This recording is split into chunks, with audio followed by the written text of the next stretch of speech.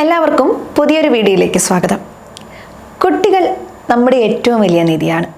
അവരുടെ ചിരിയിലും കളികളിലും നിഷ്കളങ്കമായ ചോദ്യങ്ങളിലും നമ്മുടെ ലോകം അവരിലേക്ക് ചുരുങ്ങാറുണ്ട്.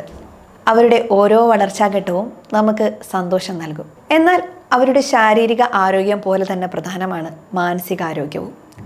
പലപ്പോഴും നമ്മൾ അറിയാതെ പോകുന്ന അല്ലെങ്കിൽ ശ്രദ്ധിക്കാതെ പോകുന്ന ഒരു മേഖലയാണ് കുട്ടികളുടെ മാനസികാരോഗ്യം. ഒരു കുട്ടിയുടെ മാനസികാരോഗ്യം എന്നാൽ എന്താണ്? ഇത് വെറും രോഗമില്ലാത്ത അവസ്ഥയല്ല, മറിച്ച് അവരുടെ വൈകാരികവും മാനസികവും സാമൂഹികവുമായ ബന്ധങ്ങളെയാണ് ഇത് ആശ്രയിച്ചിരിക്കുന്നത്. അവരെങ്ങനെ ചിന്തിക്കുന്നു, എങ്ങനെ വികാരങ്ങളെ കൈകാര്യം ചെയ്യുന്നു, മറ്റുള്ളവരുമായി എങ്ങനെ ഇടപഴകുന്നു എന്നതിനെയെല്ലാം ഇത് നിർണ്ണയിക്കുന്നു.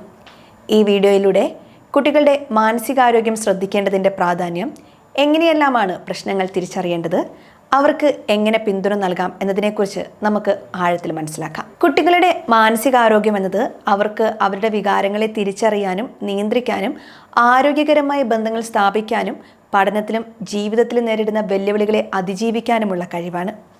ഓരോ കുട്ടിയും വ്യത്യസ്തരാണ്. അവരുടെ വളർച്ചയുടെ ഓരോ ഘട്ടത്തിലും മാനസികാവസ്ഥകൾ മാറാം. അതുകൊണ്ട് സാധാരണ ബാല്യകാല മാറ്റങ്ങളെയും ഒരു വിദഗ്ധൻ്റെ ശ്രദ്ധ ആവശ്യമുള്ള അവസ്ഥകളെയും വേർതിരിച്ചറിയേണ്ടത് അത്യാവശ്യമാണ്. നമ്മുടെ കുട്ടികൾക്ക് ദേഷ്യം വരാം, സങ്കടം വരാം, ഭയം വരാം.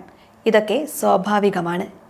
എന്നാൽ ഈ വികാരങ്ങൾ അവരുടെ ദൈനംദിന ജീവിതത്തെ ബാധിക്കാൻ തുടങ്ങിയാൽ, സ്കൂളിൽ പോകാൻ മടി കാണിക്കുക, കൂട്ടുകാരുമായി ഇടപഴകാതിരിക്കുക, ഉറക്കത്തിലോ ആഹാരത്തിലോ മാറ്റങ്ങൾ വരിക തുടങ്ങിയ ലക്ഷണങ്ങൾ കണ്ടാൽ നമ്മളൊന്ന് ശ്രദ്ധിക്കണം. അതവരുടെ പ്രായത്തിനനുസരിച്ച് വ്യത്യാസപ്പെടാം. എന്നാൽ അസ്വാഭാവികമായി കണ്ടാൽ നമ്മൾ കുട്ടികളെ ശ്രദ്ധിക്കുക തന്നെ വേണം. കുട്ടികളിൽ കണ്ടുവരുന്ന ചില പൊതുവായ മാനസികാരോഗ്യ പ്രശ്നങ്ങളെക്കുറിച്ച് നമുക്കൊന്ന് മനസ്സിലാക്കാം. ഇത് മാതാപിതാക്കളുടെയോ കുട്ടികളുടെയോ തെറ്റായി കാണേണ്ടതില്ല. ശാരീരിക രോഗങ്ങളെപ്പോലെ തന്നെ ശ്രദ്ധയും ചികിത്സയും ആവശ്യമുള്ള അവസ്ഥകളാണിവ. ഉത്കണ്ഠ കുട്ടികളിൽ വളരെ സാധാരണമാണ്. അമിതമായ പേടി, അസ്വസ്ഥത, ഉറക്കമില്ലായ്മ, വയറുവേദന, തലവേദന തുടങ്ങിയ ശാരീരിക ബുദ്ധിമുട്ടുകൾ എന്നിവ ഇതിൻ്റെ ലക്ഷണങ്ങളാവാം. സ്കൂളിൽ പോകാൻ മടി, കൂട്ടുകാരുമായി ഇടപഴകാൻ പേടി, അല്ലെങ്കിൽ എല്ലാ കാര്യങ്ങളെക്കുറിച്ചും അമിതമായി ആകുലപ്പെടുക, ഇതൊക്കെ ഉത്കണ്ഠയുടെ വിവിധ രൂപങ്ങളാണ്. ചെറിയ കുട്ടികളിൽ വേർപിരിയൽ ഉത്കണ്ഠ സാധാരണമാണ്. വിഷാദം കുട്ടികളിൽ കണ്ടുവരുന്ന ഒരു അവസ്ഥയാണ്.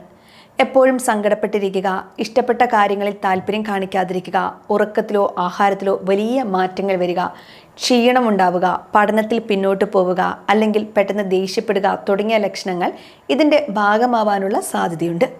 കുട്ടിക്ക് ഒരു കാരണവുമില്ലാതെ കരച്ചിൽ വരികയോ തനിക്കൊരു ഭാവിയില്ലെന്ന് പറയുകയോ ചെയ്താൽ ഇത് ഗൗരവമായി തന്നെ കാണണം. ശ്രദ്ധക്കുറവും അമിത വികൃതിയും, അതായത് ADHD, മറ്റൊരു പ്രധാനപ്പെട്ട മാനസികാരോഗ്യ പ്രശ്നമാണിത്. ഒരു കാര്യത്തിൽ ശ്രദ്ധ കേന്ദ്രീകരിക്കാൻ ബുദ്ധിമുട്ട്, എപ്പോഴും ഓടി നടക്കുകയോ ചാടിക്കളിക്കുകയോ ചെയ്യുക, എടുത്തുചാടി പ്രവർത്തിക്കുക തുടങ്ങിയവ ഇതിൻ്റെ ലക്ഷണങ്ങളാണ്. ഇതൊരു കുട്ടി വികൃതി കാണിക്കുന്നതല്ല, മറിച്ച് അവരുടെ തലച്ചോറിലെ പ്രവർത്തനത്തിന് വ്യത്യാസം കാരണം ഉണ്ടാകുന്ന അവസ്ഥയാണ്. ഇത് പഠനത്തെയും സാമൂഹിക ഇടപെടലുകളെയും ബാധിക്കാം. ചില കുട്ടികളിൽ അമിതമായ ദേഷ്യം, വാശി, നുണ പറയുന്ന ശീലം, മോഷ്ടിക്കുന്ന ശീലം തുടങ്ങിയ പെരുമാറ്റ പ്രശ്നങ്ങൾ കണ്ടുവരാം. ഇതൊരു പരിധി വിട്ടാൽ ഒരു മാനസികാരോഗ്യ വിദഗ്ധൻ്റെ സഹായം തേടേണ്ടി വരും. അതുപോലെ ഒരു കുട്ടിക്ക് ശാരീരികമോ മാനസികവുമായ ആഘാതങ്ങൾ, അതായത് ദുരുപയോഗം, അവഗണന, പ്രിയപ്പെട്ടവരുടെ മരണം, അപകടങ്ങൾ സംഭവിച്ചിട്ടുണ്ടെങ്കിൽ അത് അവരുടെ മാനസികാരോഗ്യത്തെ ദോഷകരമായി ബാധിക്കാനുള്ള സാധ്യതയുണ്ട്. ഈ ആഘാതങ്ങൾ ഉത്കണ്ഠ, വിഷാദം അല്ലെങ്കിൽ പെരുമാറ്റ പ്രശ്നങ്ങളായി പുറത്തു വരാനും സാധ്യതയുണ്ട്. ഒരു കുട്ടിക്ക് മാനസികാരോഗ്യ പ്രശ്നങ്ങളുണ്ടെന്ന് എങ്ങനെ തിരിച്ചറിയാം? പലപ്പോഴും കുട്ടികൾക്ക് അവരുടെ വിഷമങ്ങൾ വാക്കുകളിലൂടെ പ്രകടിപ്പിക്കാൻ കഴിയില്ല. അവരുടെ പെരുമാറ്റത്തിലും വികാരങ്ങളിലും ഉണ്ടാകുന്ന മാറ്റങ്ങളാണ് നമ്മൾ ശ്രദ്ധിക്കേണ്ടത്. ചില പ്രധാനപ്പെട്ട ലക്ഷണങ്ങൾ നമുക്കൊന്ന് നോക്കാം. ഈ ലക്ഷണങ്ങളിൽ ഏതെങ്കിലും സ്ഥിരമായി കാണുകയാണെങ്കിൽ, അല്ലെങ്കിൽ അത് കുട്ടിയുടെ ദൈനംദിന ജീവിതത്തെ കാര്യമായി ബാധിക്കാൻ തുടങ്ങുകയാണെങ്കിൽ അത് ഗൗരവമായി തന്നെ എടുക്കണം. ചെറിയ മാറ്റങ്ങൾ പോലും ശ്രദ്ധിക്കുന്നത് നിർണായകമാണ്. എത്രയും നേരത്തെ തിരിച്ചറിയുന്നുവോ അത്രയും നേരത്തെ സഹായം നൽകാൻ സാധിക്കും. കുട്ടികളുടെ മാനസികാരോഗ്യം സംരക്ഷിക്കാൻ നമ്മൾ ഓരോരുത്തർക്കും എന്ത് ചെയ്യാനാകുമെന്ന് നോക്കാം. നമ്മുടെ കരുതലും പിന്തുണയും അവർക്ക് വലിയൊരു ശക്തിയാണ്. ഒന്നാമതായി വീട്ടിലൊരു സുരക്ഷിതവും തുറന്നതുമായ അന്തരീക്ഷം ഒരുക്കുക എന്നതാണ്. കുട്ടികളുമായി തുറന്ന് സംസാരിക്കുക, അവരുടെ വികാരങ്ങളെക്കുറിച്ച് ചോദിച്ചറിയുക, അവരെ കുറ്റപ്പെടുത്താതെ കേൾക്കുക, സങ്കടം വരുന്നത് സ്വാഭാവികമാണെന്ന് അവരെ പഠിപ്പിക്കുക, അവരുമായി സമയം ചെലവഴിക്കുക, കളിക്കുക, വായിക്കുക. ഇത് നിങ്ങൾ തമ്മിലുള്ള ബന്ധം ശക്തിപ്പെടുത്തും.